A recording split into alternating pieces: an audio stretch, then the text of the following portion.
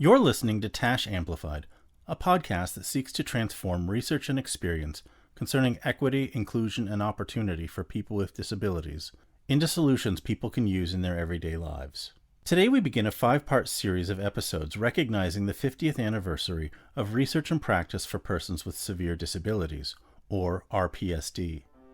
In this first episode of our podcast series, Dr. Craig Kennedy, the editor of RPSD, introduces the series, explaining this year-long retrospective examination of 4 outstanding publications in the history of research on inclusion for people with disabilities and how they impacted the field.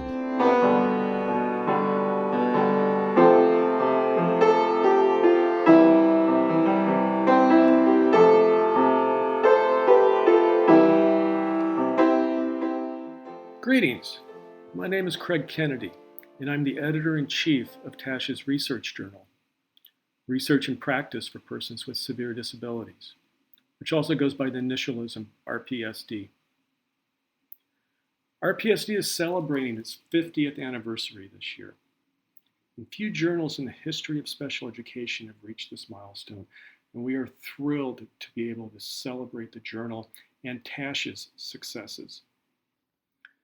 When TASH was created, the organization's first president and his colleagues, Norris Herring, Wayne Saylor, Doug Guess, and Lou Brown, created a research journal that would blend research, policy, and advocacy, and that became RPSD.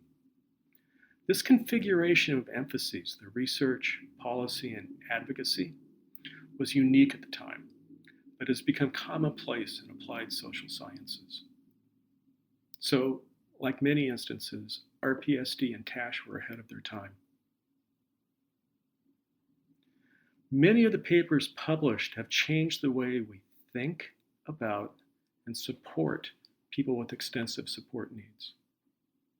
Importantly, RPSD is a peer-reviewed journal, and what that means is that papers that are submitted for possible publication in the journal undergo a rigorous peer review process in which independent experts comment on the strengths and weaknesses of the paper and whether or not, with revisions, it could be published.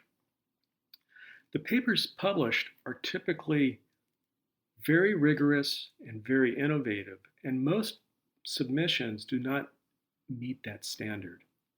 In fact, about 20% of the articles submitted to RPSD are eventually published. That makes RPSD a very selective peer-reviewed research journal. And scholars know that if the paper is published in RPSD, the paper is innovative and rigorous. To celebrate our 50th anniversary, we wanted to highlight the impact RPSD articles have had on the field. People correctly say that research innovation is a methodical and long process, and it is. From the kernel of an idea to its testing, to its refinement, its replication, and eventually its recognition as an evidence-based practice is a long process.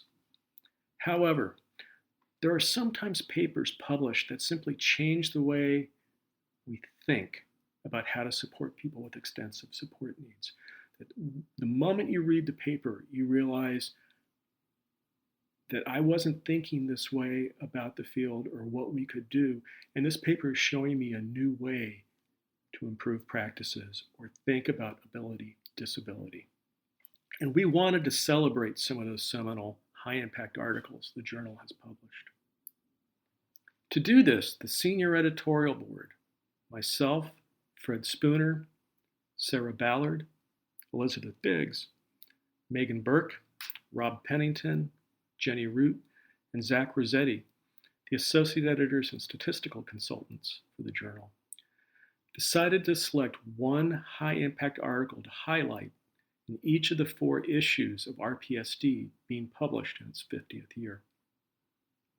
Now, we knew it would be a difficult task because there have been many very significant papers published in RPSD over its history. So to identify our articles, we adopted a Delphi technique, a technique which has been used since the 1960s in an effort to canvass the articles published and guide our selection process. Ultimately, after several months of work as a group, we arrived through consensus on the 4 articles to highlight. Those articles are Lou Brown and colleagues, 1983, entitled Opportunities Available When Severely Handicapped Students Attend Chronological, Age-Appropriate, Regular Schools. This paper made the case that students with extensive support needs should attend the same schools as their siblings and neighbors, something that rarely occurred in this period of time, and it set in motion many efforts we now refer to as inclusion or inclusive education. The second paper by Tom Herring and his colleagues in 1987 was entitled Adolescent Peer Tutoring and Special Friend Experiences. This was the first study to test how we can facilitate social relationships between students with and without disabilities in inclusive schools. It showed that different approaches, like peer tutoring or friendship networks, each had benefits and produced positive outcomes for students with and without disabilities. The third paper by Rob Horner and his colleagues in 1990, entitled Toward a Technology of Non-Aversive Behavior Support, ushered in an era of proactive and positive interventions to support people with extensive support needs who engaged in challenging behaviors. This publication presaged the development of functional behavioral assessment, comprehensive support plans, and positive behavior supports, all of which were eventually included in IDEA as evidence-based practices. The final paper we chose, by Diane Browder and her colleagues from 2006, entitled Aligning Instruction with Academic Content Standards, Finding the Link. In this paper, a process for identifying instructional objectives for IEPs that were based on general education curriculum, but that were modified for individual student support needs, was outlined. It facilitated the inclusion of students with extensive support needs by aligning their curricular goals with that of other students in the general education classroom. And it's important to remember that there were many other papers we could have chosen because of their significance, but these 4 truly rose to the top. To help contextualize these articles, we asked 3 to 4 individuals to comment on a particular article's impact from their perspective. We asked 3 distinct generations of researchers, early career, mid-career, and senior investigators, who are active in publishing research in RPSD, to comment on how the focal article impacted them. Then, when possible, we asked an advocate or self-advocate to also comment on the impact of the article from their vantage point. Each of the selected articles will be featured in an issue of RPSD in 2025, along with the commentary pieces. We hope this helps highlight the profound effect of RPSD and the research it publishes on the field of extensive support needs. We hope you enjoy and learn from these special sections of the journal. And finally, I would like to thank Mike Bergoli, the Executive Director of TASH, and the TASH Executive Board for their ongoing support of RPSD.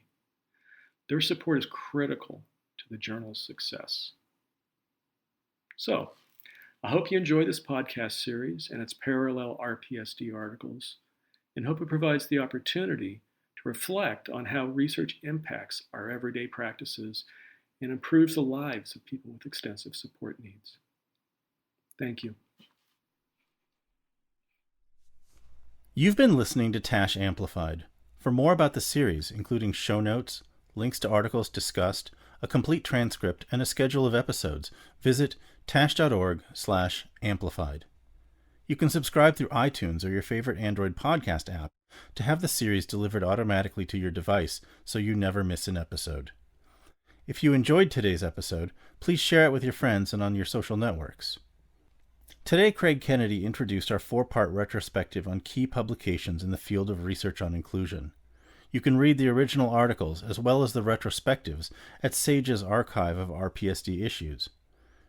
If you are a TASH member, you can access the SAGE RPSD archive by first logging into your membership account at tash.org. TASH is a values and research-based advocacy association with an over 40-year record of advocating for the rights of people with disabilities. TASH is a coalition that unites researchers, educators, people with disabilities, family members, service providers, and others in the cause of guaranteeing that people with disabilities are able to participate in all aspects of life. In addition to research and practice for persons with severe disabilities, we offer a practitioner journal, Inclusive Practices, local chapters covering a number of states, a series of webinars, our annual legal symposium, and our annual conference. The 2025 TASH conference will be in Denver, Colorado from December 4th through 6th and will feature about 700 attendees and 300 presentations by researchers, advocates, family members, educators, agency personnel, and other experts and advocates. You can learn more and register for the conference at tash.org/2025TASHConf. You can receive updates from TASH on this podcast and our other activities by following us on Facebook, LinkedIn, Blue Sky, or other social networks. Music for TASH Amplified is an original composition and performance by Sunny Sefaradi, the co-director and autistic self-advocacy mentor at the Musical Autist. You can learn more about the Musical Autist at www.themusicalautist.org. This has been a sample of the colleagues and conversations available through TASH. It is only because of the excellent work of our members that we can bring you this information. For more resources such as this and to become a member, visit tash.org/join. We'll hear from another outstanding advocate again soon.